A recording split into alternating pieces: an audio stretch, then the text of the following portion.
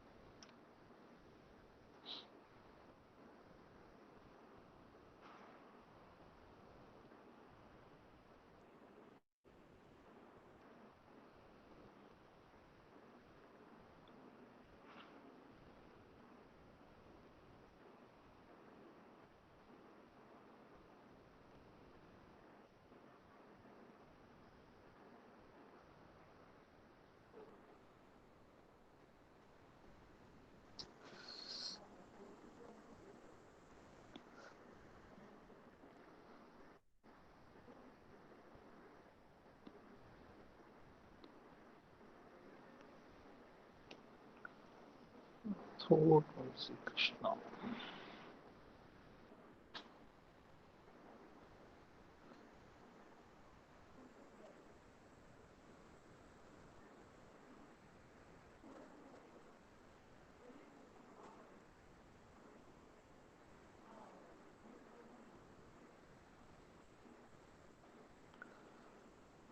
Okay, good morning. Are there any questions about what we are discussing in the last class?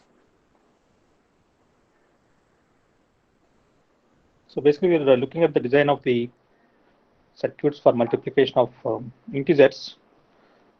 We looked at circuit for the unsigned integers, which kind of implements the paper pencil method, and we call the circuit as the combinational array multiplier circuit. And at the end of last class, we are discussing the changes to be made in the circuit in order to perform the multiplication for the signed integers, which are represented in the 2's complement form. And I think I gave it as an exercise for you to draw the circuit and then do the timing analysis of the circuit. I'm not sure how many of you have done that.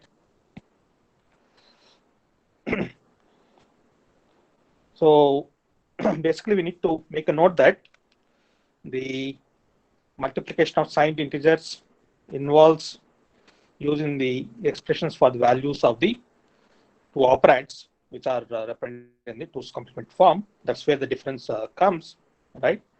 In the case of the signed integers, the expression for the value of an operand, like let's say if we have the x, if you have n bits to represent the x, right? Then the value of the x is given by minus 2 power n minus 1 xn minus 1 plus summation I equal to 0 to n minus 2 xi to n.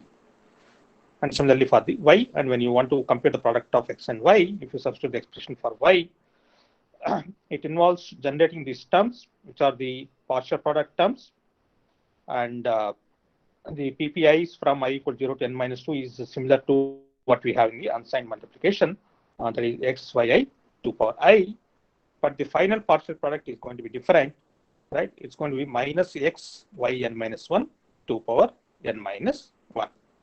Okay, so basically we need to compute x, y, n minus 1, 2 power n minus 1, and then perform the 2's complement operation on that to get that partial product, and that partial product has to be added to the sum of the first n minus 1 partial products. Here seen with a simple example, right?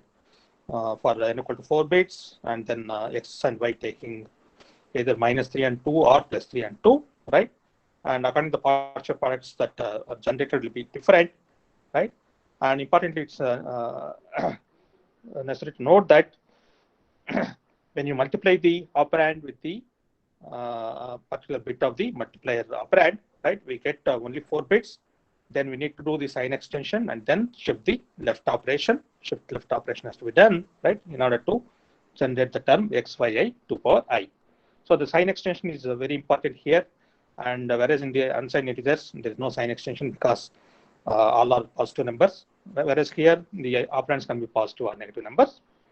And in the final partial product, if the product of x and yn minus 1 is non-zero, then we have to perform the post complement operation on that and then generate the final partial product, right? And I'll give the circuit for these operations, which will be the slightly modified circuit from the unsigned integer case. So I just wanted to make a note of what are the changes in the circuit that have been made compared to the circuit that we had earlier. For the unsigned integer, we have seen that there are 3 rows of full adders, and in each row there were 4 full adder circuits because there was no need for the sign extension. Whereas here there is a need for the sign extension. So totally every partial product will be 8 bits, and after shift left operations performed, right? Maybe the trailing bits will have 0, so they need not be added. So that's why you can see that the number of full adders will change from one level to the next level. In the first level, it is 7 full adders. It is 6 full adders in the next level, and the 5 full adders in the final level. And typically it will be n minus 1, n minus 2, and then n minus 3, so on until it becomes, as you can see, until it becomes n plus 1. Okay. And there is a nice structure here. And what you have to note is that the inputs to the first few rows of the partial products, I mean full adders, is same as what we have in the unsigned integer case, and only in the final full adder row, right? You can see that one of the inputs to the full adders comes from the exclusive OR gate. What is the exclusive OR gate trying to do here? It is performing the exclusive OR operation on the operand bits of x with the final most significant bit of the operand y, right? Actually, that is the sign bit. And if that sign bit happens to be 0, or if that bit happens to be 0, then whole of x multiplied by that bit will be 0, right? And only when it's 1, we need to perform the complement operation, post complement operation. That's why we are performing the exclusive OR operation in each of these entities, xi yn minus 1 with the yn minus 1. And whenever it is 1, then it performs one's complement operation. And also you can note that we are putting that yn minus 1 as the carry input to the first full adder in the last row. Okay. So this is the difference in the circuit for the signed integer multiplication. All of this is to perform these operations of the summation of the partial products as they are generated for this signed integer case. Okay. So please go through the circuit and make sure that you are convinced that whatever you are drawing here is correct. Okay. And I also mark the time at which the outputs of each of the full adders is available. Again, you can see that there is a nice structure here, and therefore we can analyze the circuit to determine the time it takes. And similar to the unsigned integer multiplier circuit, right? Here also we have n minus 1 rows, right? And the effect of the inputs to one row to go to the next level will take 4 tau because it has to go through 2 full adder stages, right? That's why you can see that the first full adder has got the inputs at 1 tau. Then the second row, the first full adder gets the inputs at 5 tau, and the first full adder in the third row gets the inputs at 9 tau. So you can see that from one row to another row or one level to another level, right? There's delay of 4 tau. And before the final row of full adders, there are n minus 2 rows or n minus 2 levels, and each of these levels will take 4 tau. That's why 1 tau for the generation of the product terms, right? That is the x multiplied by i's, right? And then 4 tau for each of the rows for the full adders or each of the levels of full adders, and there are n minus 2 levels. And in the final level, you can see that there are n plus 1 full adders, and it's a simple ripple carry adder with n plus 1 full adders. And we know that the delay of the circuit is 2 times n plus 1 tau. And if you add this, it becomes 6n minus 5. So the difference is very small between the unsigned integer multiplication and the signed integer multiplication. In the unsigned, we are saying that it's 6n minus 7, whereas here it's 6n minus 5. But the most important thing to note is that the operations being done are different. The circuits are different. That's why, as I mentioned earlier, there will be separate instructions in the instruction set of the processor to perform the unsigned integer multiplication and the signed integer multiplication. If you look at the Intel processors, right, if you just say mul instruction, which stands for the multiplication, it denotes the unsigned multiplication. Whereas if you want to do the signed multiplication, then that instruction will be imul, basically stands for the integer multiplication. And whenever you say integers, by default, it's taken as the signed integers. Okay. And when you go through the assembly language programming course in the next semester, right, you will be writing the instructions in the assembly language program. And whenever you are dealing with the unsigned integers, you have to use the mul. And whenever you are dealing with the signed integers, you have to use the imul instruction. Whereas for the higher level programming languages like C, the compiler will take care of that. So it will look at the type of the variables. If the variables are declared as unsigned integers, whenever there is a multiplication like z equal to x and x multiplied by y, then it will use the mul instruction. If the variables are signed integers, right, then it will use the imul instruction in the translation. Okay. And before we close the discussion on this circuit, we also need to detect the overflow condition. Again, I have written the conditions here. You can verify. It's on the similar lines of the unsigned integer, but now we are multiplying signed integers, and there are two cases here when the overflow can occur. When the product is negative, that is, both the operands are of same sign, and the magnitude of the product exceeds what can be represented in n bits of the product, right? But please remember that the bit n minus 1 is used for the sign. So the maximum positive value we can have is 2 power n minus 1 minus 1. Okay, that is when the product is positive and both the operands are of the same sign. And if the operands are of different sign, opposite sign, then the product is negative.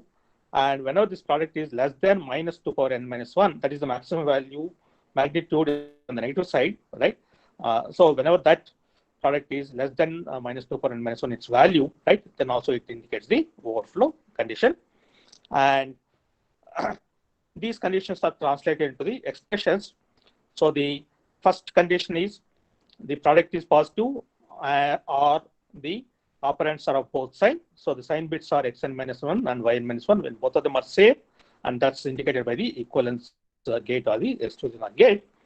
Then if any of these bits is 1, that is pn minus 1 is 1, right? That is the sign bit of the product is 1, and or if any of the other higher order bits is 1, right, then it indicates the overflow condition. And whenever the operands are of opposite sign, right, the product is going to be negative, right? Then all the higher order bits should be 1, including the sign bit. If any of them are 0, then it indicates that there is a overflow condition. That's why we have the expression here pn minus 1 complement, pn complement, and so on. Actually, you can verify that when we perform the multiplication here, I think minus, no, not this, plus 3 and minus 2. You can do it for some other values like 6 and 10. You can take minus 6 and minus 10. Then you can verify that, right, the product does not fit into n bits, right, and that will result in the overflow condition, right, and this property will be satisfied. Okay, so I just leave it as a small exercise for you to figure out how these expressions are arrived at to detect the overflow condition.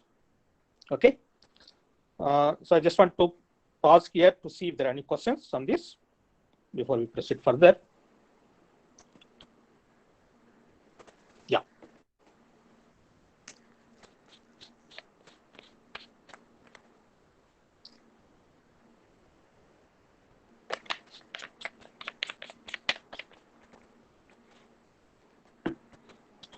Okay.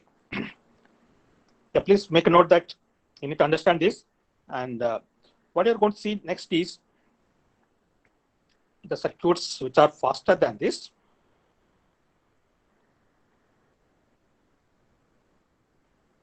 Obviously, 6n minus 7 or 6n minus 5 is not going to be acceptable, because the typical n values that we are interested in is 8, 16, 32, and 64, right? And for n equal to 32 and 64, it takes off the order of a few hundreds of tau, right? And that cannot be completed in one clock cycle or even a few clock cycles of the processor, right? So performing the multiplication operation should not take so much of time, because multiplication is a very common operation in any data processing. So we are going to look at how to design a faster circuit for performing this multiplication operation. First, we'll look at it for the unsigned integers. Then we'll see what are the changes that we need to make for the signed integers.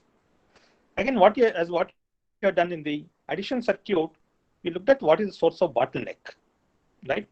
And how we can kind of try to remove that bottleneck, right, to improve the speed of the operation. So in the case of the addition, we have seen that the ripple carry adder is the simplest circuit, but the carry has to propagate through the several levels, several stages of ladder, right? And that's where the bottleneck lies. Then we seen that one of the solutions to come up with a faster circuit is to generate the carries independent of the order in which they are coming from, right? So that it doesn't have to wait for the inputs to come from the previous stages.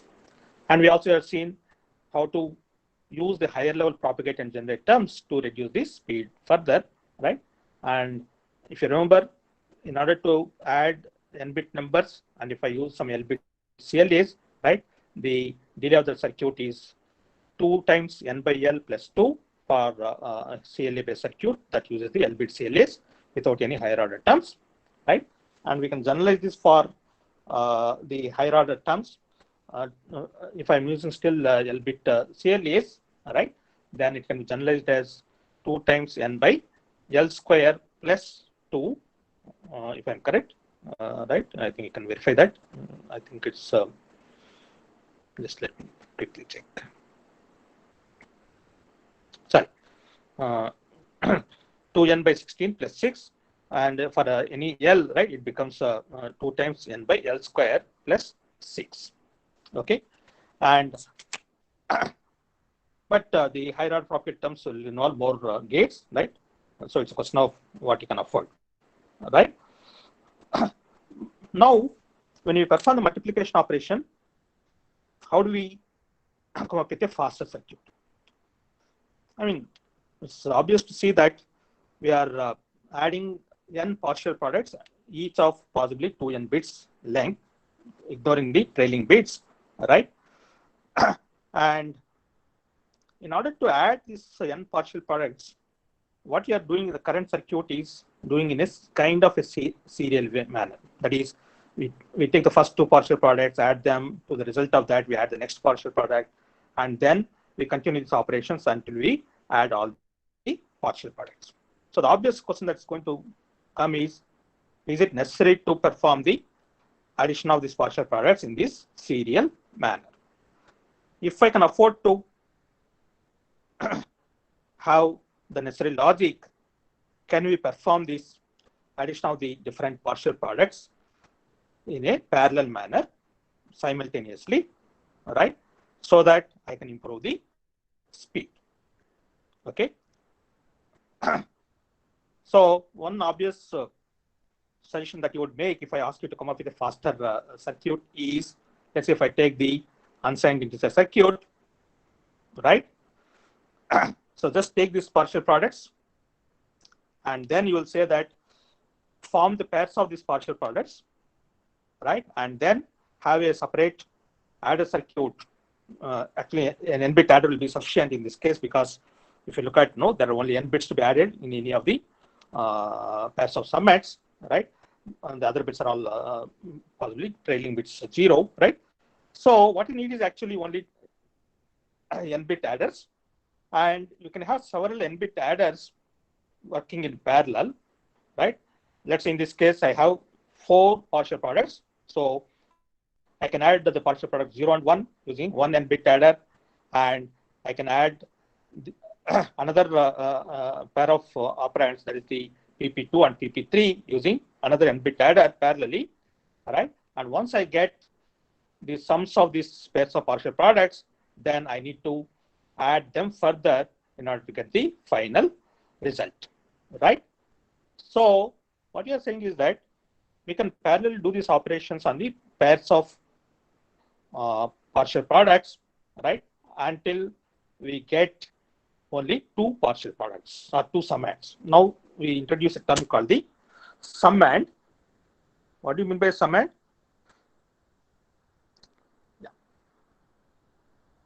I'll come back to this carry section later.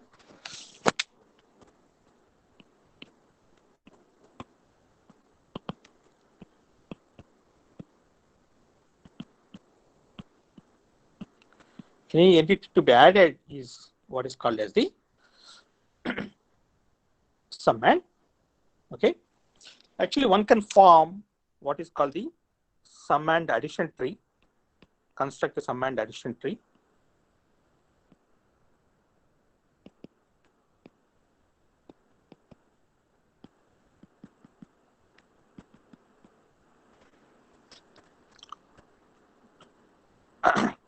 Shortly called as the SAT for multiplication.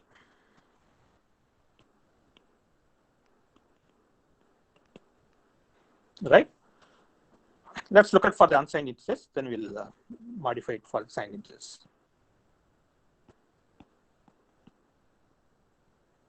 Right? So,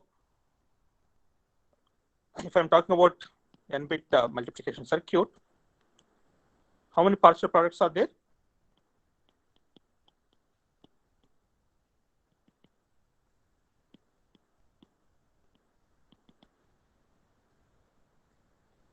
Is n. Okay. So all these n partial products are called as the summands. So we have n summands because these are the entities to be added. So in the summand addition tree based circuit, we take two summands at a time and then use a circuit to perform the addition. Let's take a simple case of n equal to 4.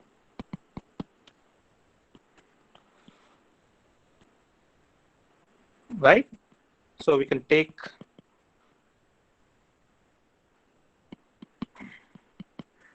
an n-bit adder and give as input PP0 and PP1, right? Then have another n-bit adder,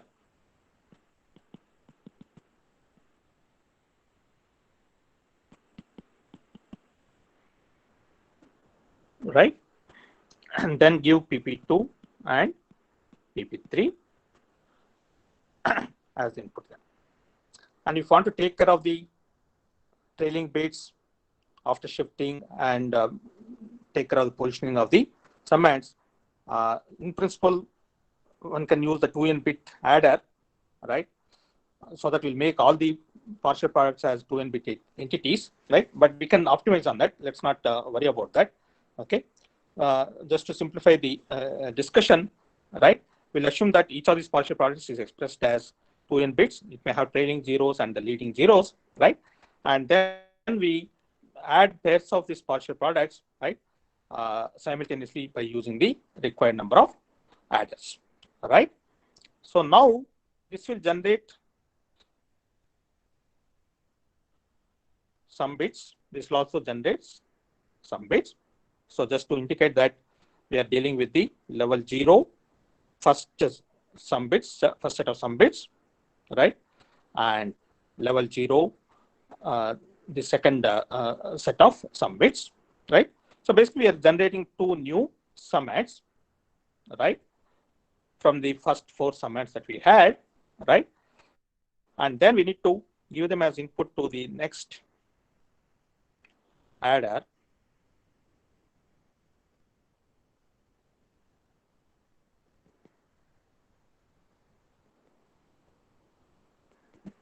right? And then add them. So by having the actual 2n bits, it makes it simpler to analyze the circuit. That is the reason why I'm using the 2n-bit adder. Okay, but one can optimize this definitely. Okay, so what is the output of this final ladder here? This will be the product.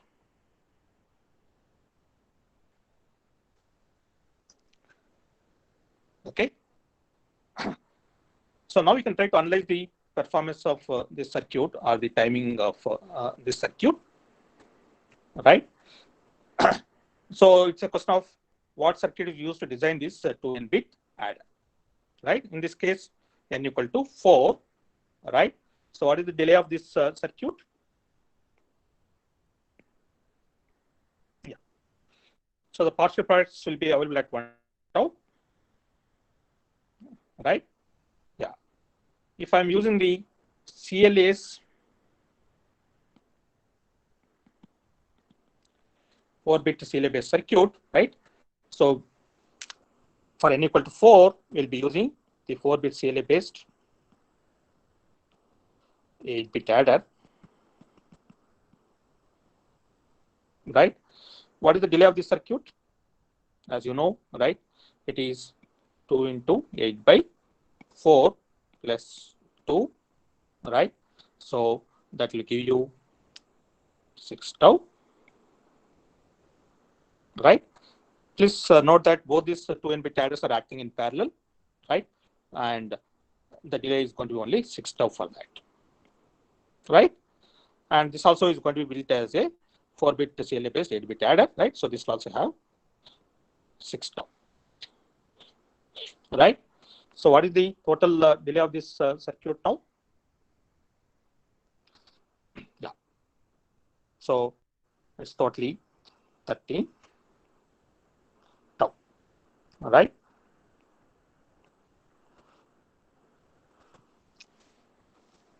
So this is for n equal to 4, right? And you can just compare it with the previous circuit that we have seen, right? In the previous circuit, no, for unsigned integers, it's taken 17 tau, right? Whereas this takes 13 tau. You may not find it very significant, right? But if we extend it for larger value of n, you'll quickly see how much of improvement that one can get. Okay, yeah. Now let's quickly do it for n equal to 8. Can you take a minute for coming up with the delay for the n equal to 8?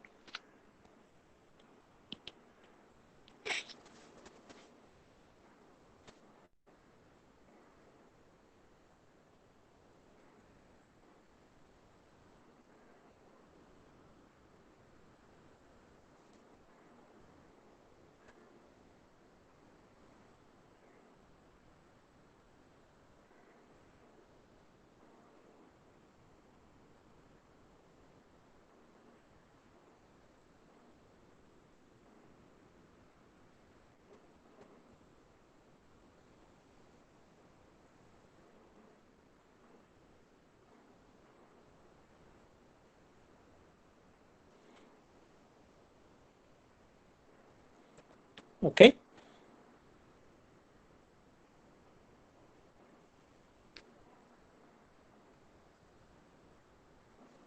Yeah, any answer?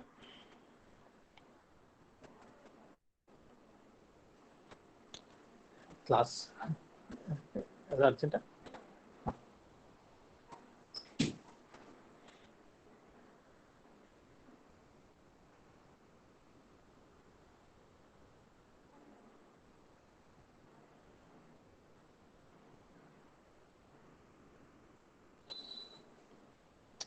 Yeah. Somebody says 19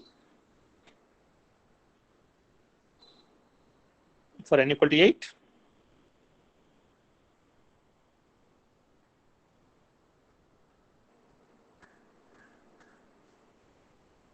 $31. Okay.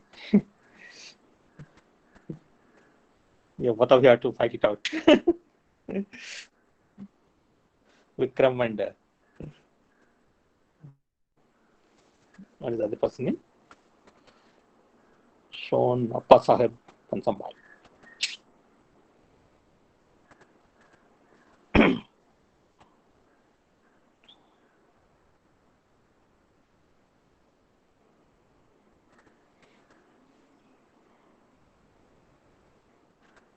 Okay, let's see. How is that? Yeah. So what will be the case for n equal to 8? Yeah. What is the number of submits in the level 1? 8. Right? And we can form 4 pairs of submits and then perform the addition. And each of them will be a 16-bit addition. Right? So after first level, we'll get 4. Right? Then in the next level, we'll get 2. What is the delay of each of the levels here? It's 2 into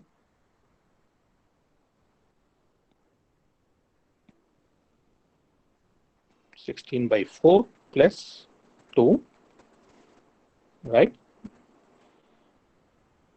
Yeah.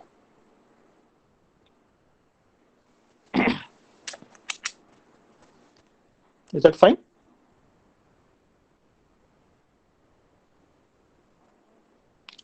That's 10 tau, right? So from 8 to 4, there is one level. From 4 to 2, there is another level, right? So there is a delay of 10 tau here. So initially there is a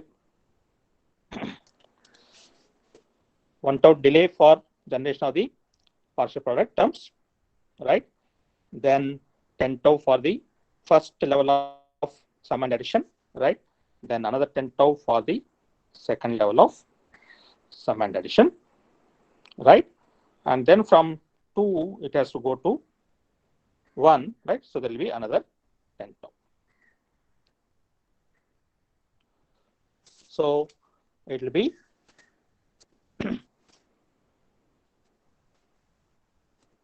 yeah, 31 tau.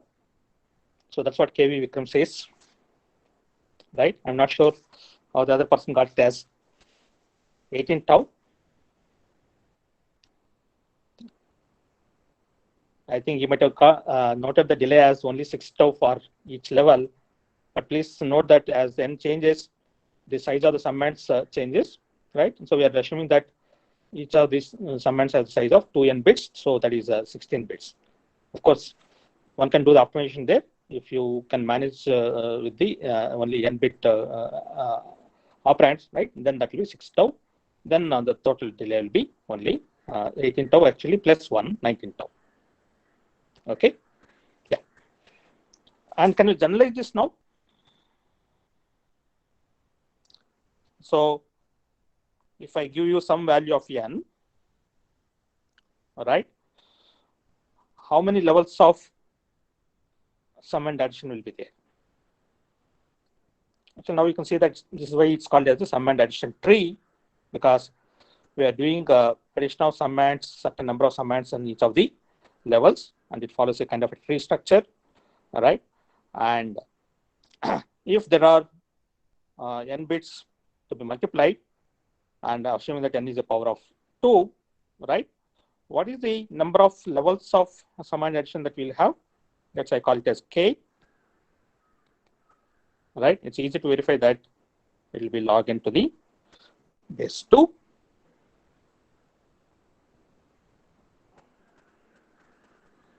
Right? Yeah.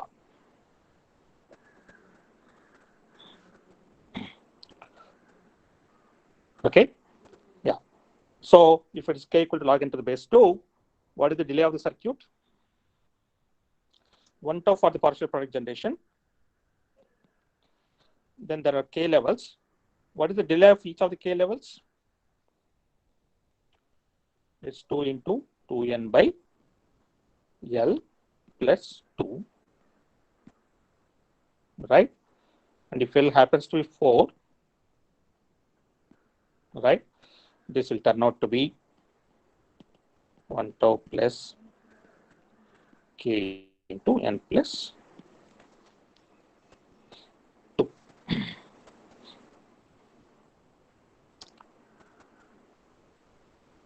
Right? So that's why you can see that, right, for n equal to 8, right, it turns out to be 10 times k equal to 3, right? So it's 31 tau, right? So for the general n bit multiplication, right, it will be n plus 2 times k times plus 1 tau. Okay.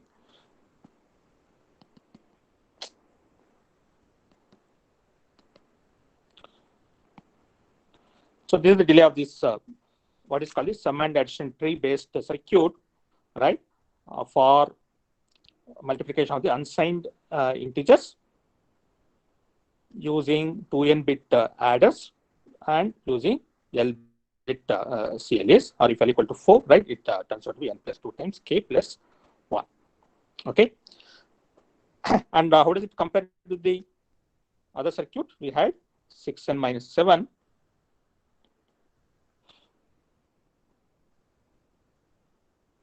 Right. And here you can see that it is kn plus 2k plus 1, right, where k is actually log n to the base 2, right, and obviously the log n base 2 is going to be smaller than 6. Is that guaranteed?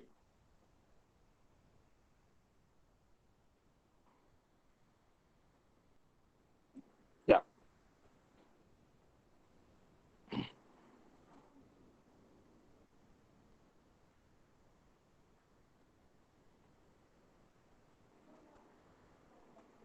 So let's say if we take n equal to 64, right, what will be log n? It is 6. So in that case, you can see that, right, it is not going to help you much. Okay. Actually, that's where for the unsigned integers, you can make this as an n-bit adder, right, if you can take care of positioning of the bits appropriately, right, and then perform sum and addition using only the n-bit adders, then this will reduce to n by 2, right? So that will lead to a faster circuit. Okay.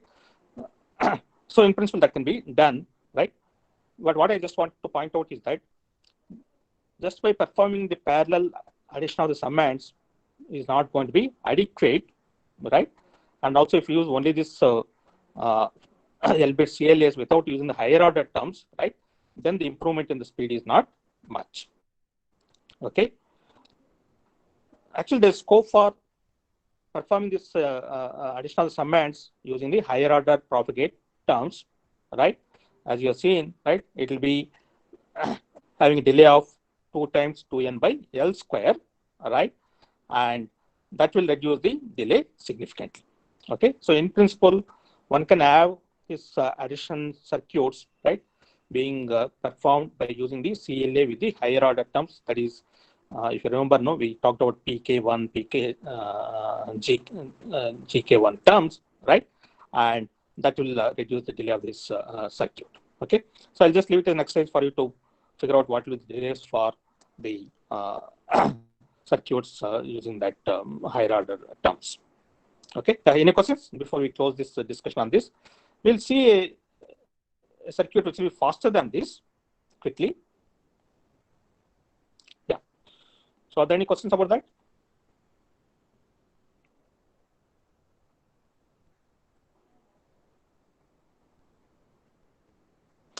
Okay. Yeah. So now we come to another method where instead of taking two partial products at a time and then adding them and then generate the summands that can be added further, we'll look at a principle called the carry save addition that can take three partial products at a time and then generate the next set of summands. And finally, we do this addition of three summands at each level in parallel. And we continue this process until we get only two summands to be added. And then we use the corresponding adder circuit to perform the addition of the final two summands. And this method is going to be what is called as the carry save addition, because we will not propagate the carry immediately. We will save the carry bits along with the sum bits from the addition of bits in a particular bit position, and these saved carries will be added in the next level of the addition. That's why it's called the carry save addition of the summands, or the carry save addition of the partial products, right? So let's just illustrate it with a simple example. Actually, this is not the best example, but still it conveys the principles, right? Suppose I want to multiply these two 4-bit numbers, right? We have these 4 partial products to be added: PP0, PP1, PP2, and PP3. And I'll take the first 3 partial products. Then I want to perform the bit by bit addition of these 3 operands, but will not propagate the carries. We'll only collect the carry bits and the sum bits from these additions, right? And then form the new set of summands. So what is we are saying? Every full adder circuit will get a particular bit of each of the 3 operands. Suppose I take ith full adder, right? It will take the ith bit of the PP0, ith bit of PP1, ith bit of the PP2, right? And we have 3 bits to be added. And when we add these 3 bits, it will generate a sum bit that's called as SI, and it will generate a carry bit that has to go into the next bit position, that is the CI plus 1, right? And how much time it takes to generate this CI plus 1 and SI from this partial product operand bits? It takes only 2 tau, as we know by now, right? So now we can see that by taking these 3 partial products and then performing this addition by using this kind of full adders, right? So I'll take the first 3 bits here, 0, 0, 0. I get some bit of 0, carry bit 0. The second also I have 0, 0, 0. I get the 0, sum bit and the carry bit of 0. And in this case, the next bit position I have 0, 1, 0. So the sum bit is 1 and the carry bit is 0, right? And it so happens that for this example, all the carry bits are 0 and the sum bits are 0, 0, 1, 1, 1, 1, 0, 0, right? So now we can see that I can generate this first carry bits and the sum bits. I'll call it as the capital C0 and capital S0, because they are the summands that are formed by using the carry bits that are generated by the 0th level addition operations. Okay, that's why we call them as C0 and S0. And after generation of the partial products at 1 tau, we need to go through 1 full adder delay to generate all these carry bits and the sum bits. So they'll be available at 3 tau. So now these are the 2 new summands that I've got, and we have not processed PP3 here. So I'll take the PP3, and in this case, the PP3 happens to be all zeros, right? Now we will add this PP3 to these 2 summands, right? That's C0 and S0. Please note that the C0 will have the appropriate positioned carry bits, right? And the sum bits will be there, right? And I'll simply add the PP3 summand, right? And then we again go through the same kind of a carry save addition, right? So that will take another 2 tau. And now the result of the bit by bit position addition, right? We'll call them as the C1 and S1, right? And they'll be available at 5 tau. And finally, when I get only 2 summands, right, I need to add them. So I'll use a CLA based adder to perform that. In this case, n equal to 8, because I'm dealing with the 4-bit multiplication. And all the summands are of 2n bits long, right? So if I'm using 4-bit CLA, I'm sorry, I think there is something not correct here, right? It should be 4.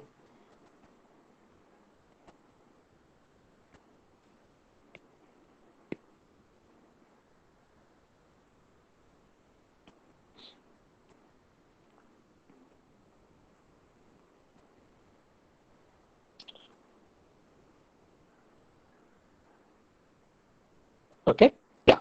So that will be 4.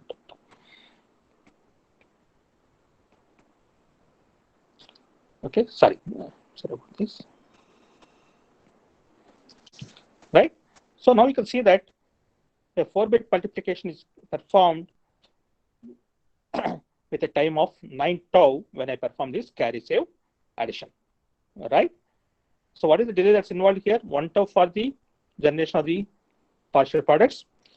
Then I have multiple levels of this carry save addition, right? For each of these levels of carry save addition, there will be a 2 tau delay. And once I get the final 2 summits, right, then I'll apply this expression, right? Is that correct here? And am I making any mistakes here? N equal to 4, and so it will be 8 by 4. Yeah. So I think there's some mistake here still. So 8 by 4 will be there. And sorry about that.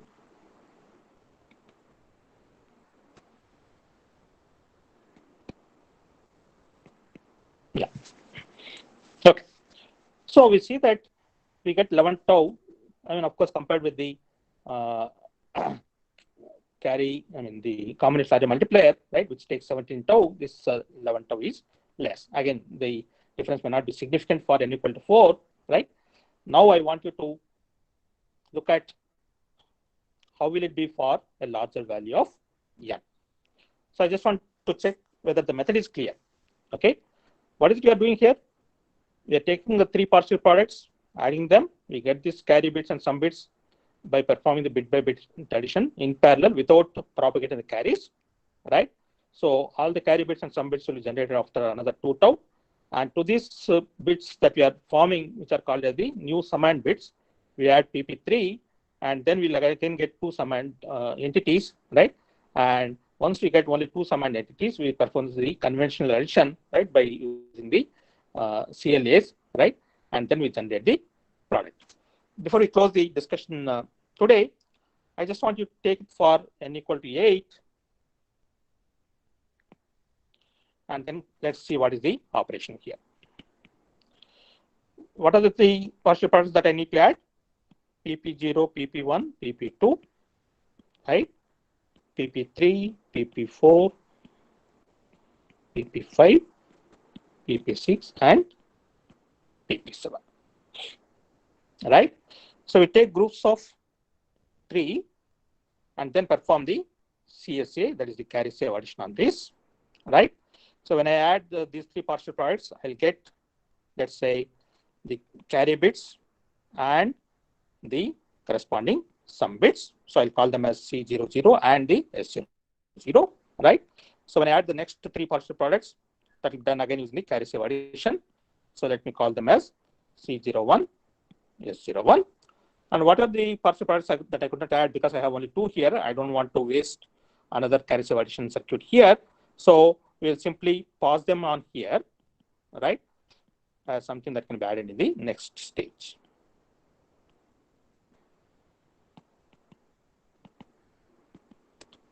Okay. And then we have now 6 summits, right? So again, form groups of 3 summits, right? So then we'll perform again carry save addition, right? Let's say I call them as C10, S10 here, right? Then C11, S11, right? So the first digit here indicates the level, and the second digit indicates, right, which the index of the corresponding summit. Okay. So now we got 4 summits, and again we form group of 3 here. Then we'll get C20, S20. Whatever could not be processed, we'll pass on to the next stage, right? And we continue this until we get the final set of summits, right, which are only 2 summits, right? So now you can see that from 8 summits, I generate 6 summits by the first CSA.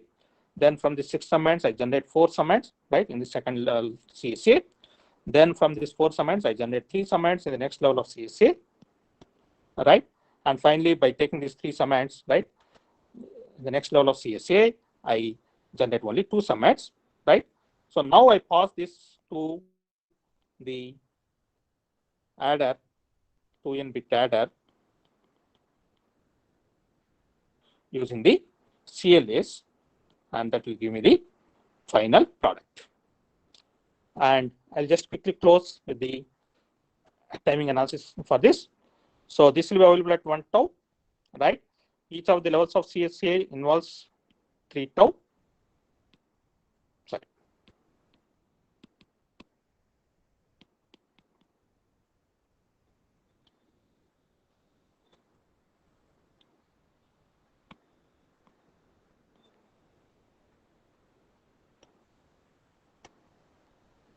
Okay.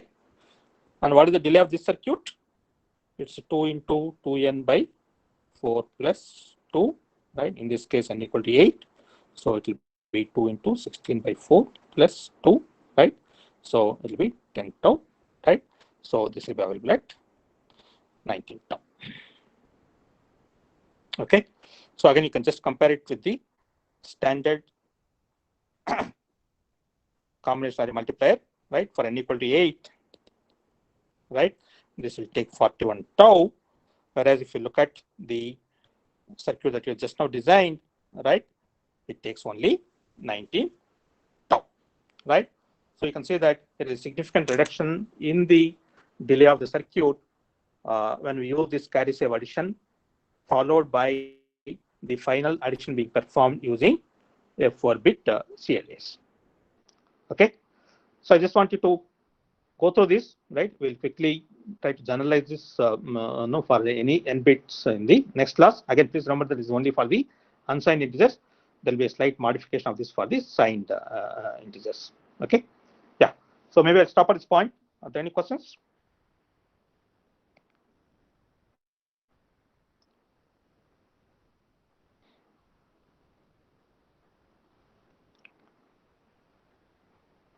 Okay.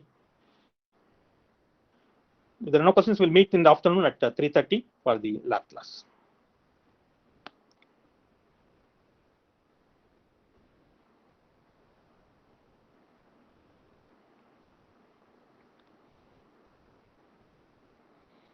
There's a question about the lab assignment.